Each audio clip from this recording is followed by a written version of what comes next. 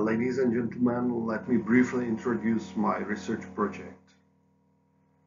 The project is focused on the reception of Miloš Zapletal and his music until 1888. When we talk about reception, we mean not only the critical reception of his early artistic activities, but also the literary representations of Janáček as a composer, conductor, choirmaster, pianist, chamber musician, organist, and church musician, and also a cultural organizer and music critic. The research was conducted mainly with regard to the efforts at cultural and social emancipation of the Czech nation in Brno and Moravia.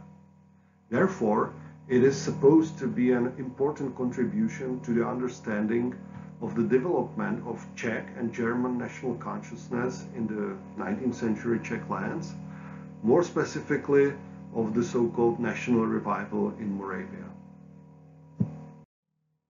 How did Janáček become Janáček?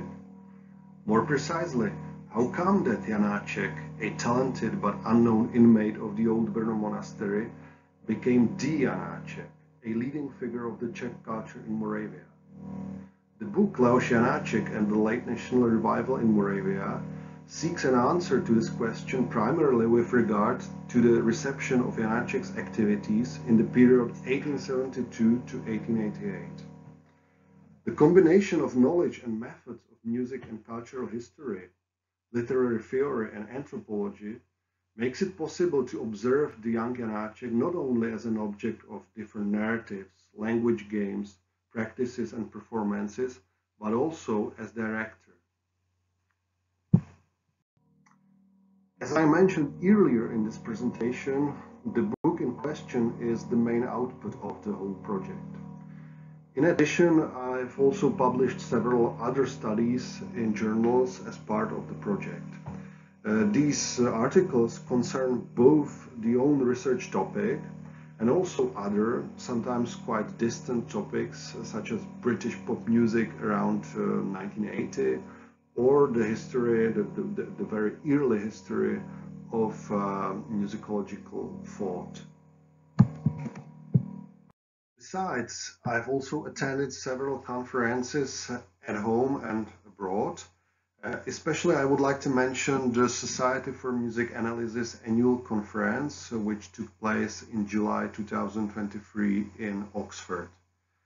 Here I presented another topic which seems to be quite distant from my main research focus, but which is, however, related to the broadly conceived topic of the Moravian music.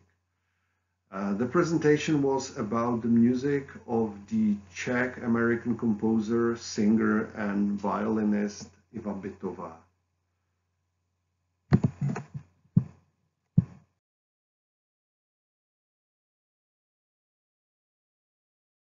Now, as we are approaching the end of my presentation, I would like to summarize the main findings of my research on the early Janáček reception in a little more detail. It was crucial for the early Janáček reception that its dominant form was determined by the cultural circle of Moravian Catholic patriotism following on from František Sušil. It was in this cultural circle, and no matter how internally diverse it was in terms of taste and ideology, and no matter how it manifested itself in the different periodicals, so it was in this cultural circle that the young Janáček acquired almost a cult status.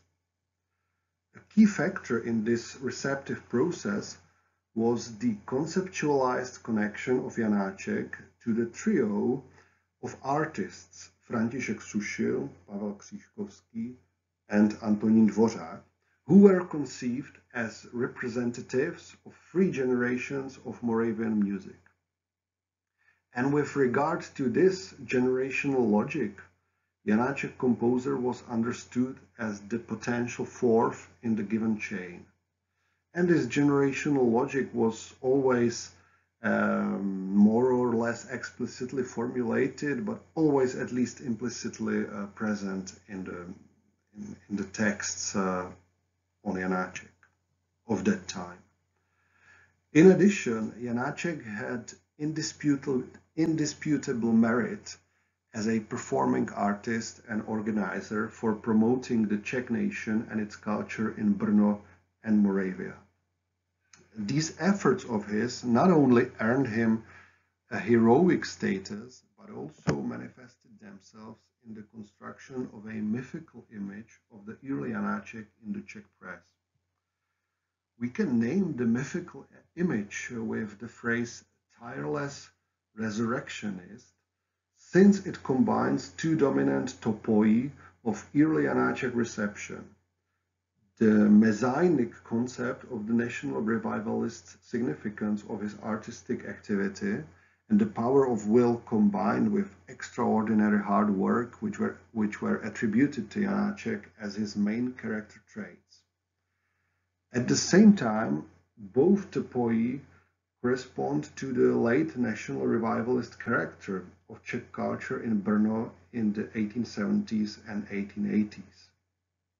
The reception of Janáček's artistic activities was primarily conditioned by their specific functions in the Czech bourgeoisie culture of Brno, a culture that was in many respects late revivalist in terms of the national revival, and ideologically oriented by the old Czech political movement and defined by a combination of Roman Catholicism, Moravian patriotism, and Czech nationalism.